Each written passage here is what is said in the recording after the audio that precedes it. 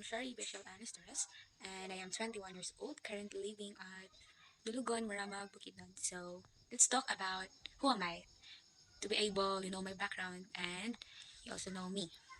So let's begin in my MMK story. So now I am second year college. In my course is BSHE Home Economics, and I'm proud to say that I am a working student. So since I am elementary, a high school, and a senior high, I'm a working student now. So, let's begin to share my MMK story. So, para din lang po makilala niyo po ako ng tunay. So, let's begin my MMK story. So, let's continue, guys. So, today, we will be topic. We will be talking about my dreams in life, so that you have a clue if what I want to be in someday.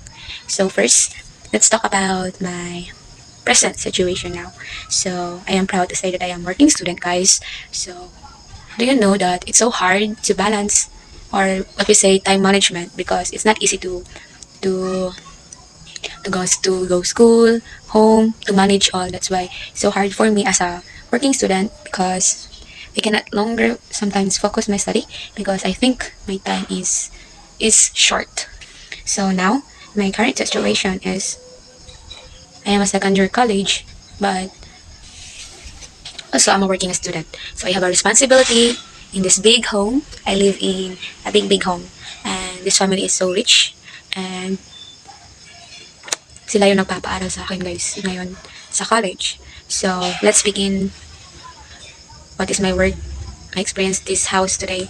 So now, nag-aalaga po ako ng bata, and currently pinagsasabay ko yung pag-aaral ko, and yung yung paglinis ng bahay, and I have a commitment in church also.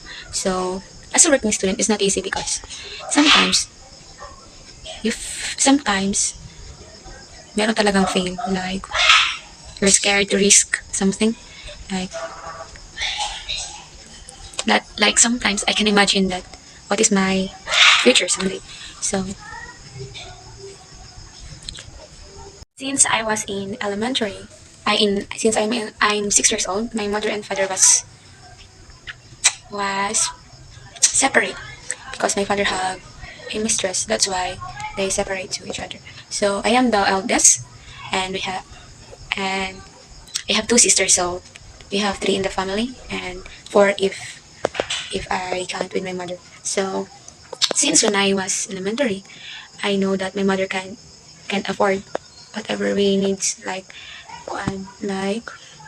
education, because it's hard for her to raise up, because we're three siblings, so it's not easy to find money to support us. So that's why when I was in high school, my mother was helped me to raise my elementary, but during my high school, so sinabi niya na talaga na hindi na niya kayang pag-aralin kaming tatlo, kasi nga high school na ako, tapos yung mga kapatid ko elementary na. So medyo magastos na yung high school, since my mother say that. So that time I never forgotten that I lose hope. Because what if I overthink a lot, because saan ako kukuha ng pera pang tustos ng pang high school, and I know myself that I want to finish my study. So that's why I start to be independent. That's why that day is nag-start yung working student ko. So uh, I find a home that I can temporarily live. So yun, doon nag-start yung pagiging working student ko. So at first, it's not easy because there's a lot of adjustment that I do, because ever since I'm a mama's girl, because yun yung unang nagkahiwalay talaga kami.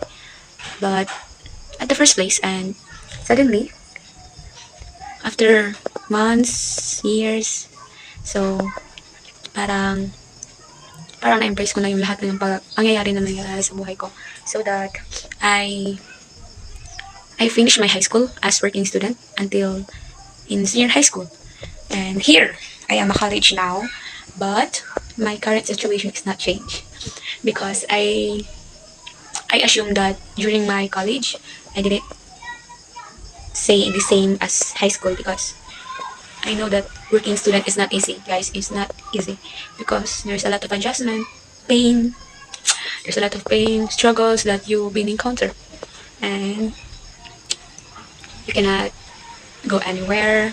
You cannot, and you have a time limit, and you have a time, and you have no freedom to do whatever you want to do because you always prioritize them. Because as a working student, our our routine is to go school, to go I clean the house and something like you want to do. So now when I know that I am a college student, there's a lot of questions that I always ask myself that 5 to 10 years, what am I? Successful po ba ako? Or hindi? Or maybe a businesswoman? Or maybe a wife? But I always say that I always want to pursue my dream because it's not easy that what I've been through for all my life because I have a big journey because I want to raise my family from poorness because I am the eldest, so I need to do all just like for my family. And since I was a college now, there's a lot of overthink that sometimes you imagine that how will become a successful because sometimes it's not easy to pursue your dreams because there's a lot of challenges, pain, sorrows that you've been and difficult na face nimo.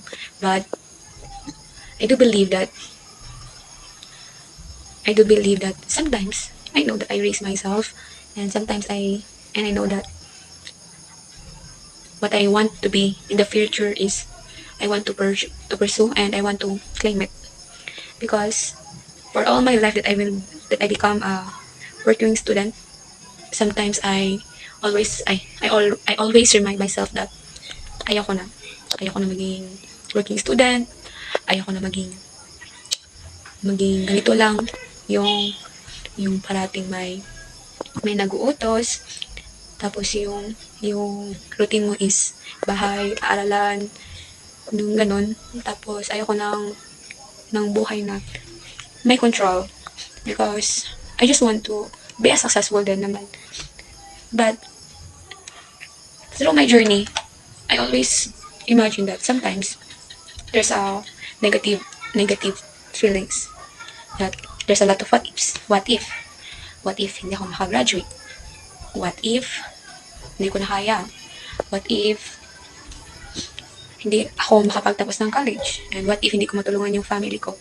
And what if hindi ko makuha yung gustong trabaho na dinidesire ko?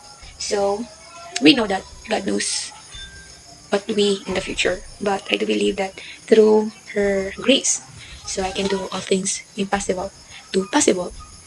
So, this video is I want to remind myself on what is my current situation now and what is my near future. And I know that it's not easy to be a college student and it's not easy to be a working student, but that's it. I want to share this because someday maybe I want to see myself. I live in my own house, I live in my own rooms, I live in my own world that no one cares, and I want to have a good work. I want to help my family and I want to be whatever I want in the near future. So this video is help me to remind myself what I want to be in the near future.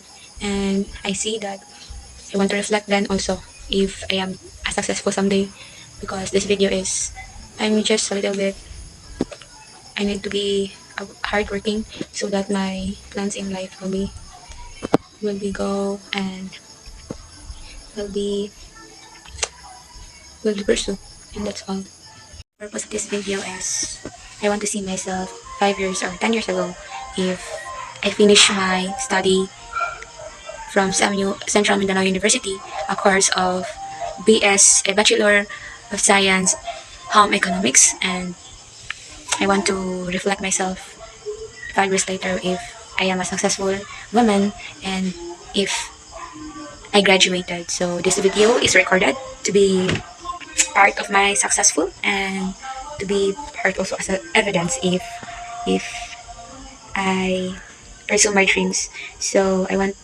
to know if what I am in the near future. I want to know if I graduated in this course, and I want to know if I have a good job in the near future, and I want to know if I am not a working student.